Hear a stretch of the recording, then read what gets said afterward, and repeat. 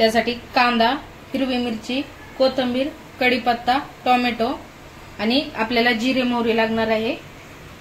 तर हे मी जिरे मोहरी तेलात आणि ही मिरची पण तेलात थोडीशी फ्राय करून घेणार आहे। तडका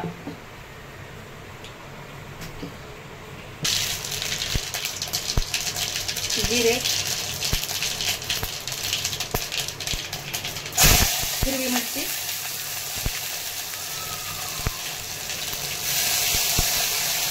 आणि टोमॅटो हे कच्चं टाकायचं आहे।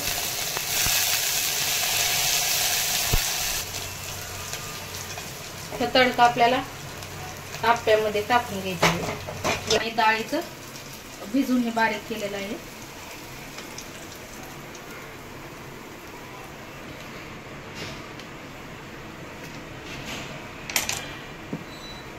तो कांदा आणि कोथिंबीर टाकून घेत आहे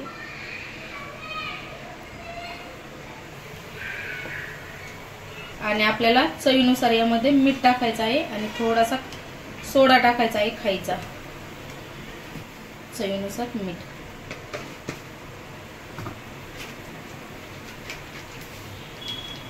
खायचा सोडा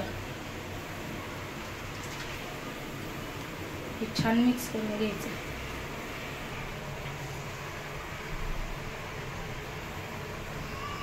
आप्याच्या भांड्यामध्ये तेल टाकून घेतलेलं आहे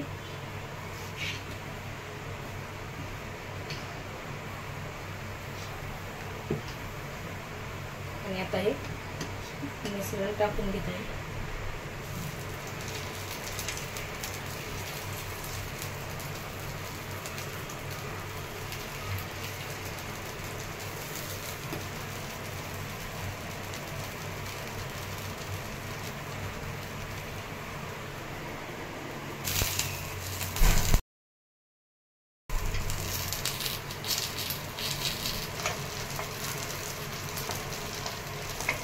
तर आधी ना हे मधले पलटी करून घ्यायचे आणि नंतर मग दुसरे, कारण हे पटकन भाजते। त्या पद्धतीने पलटी करून घ्यायची चम्मचने किंवा कशाने। तर सगळे आप्पे पलटी करून घेतलेले आहेत। आता एका साईडने छान भाजले, दुसऱ्या साईडने भाजून घ्यायची। आप्पे खाण्यासाठी तयार आहेत। आता काढून घेते ताटामध्ये। साईडने छान भाजलेले आहेत, पाहू शकता। गरम आहेत खूप।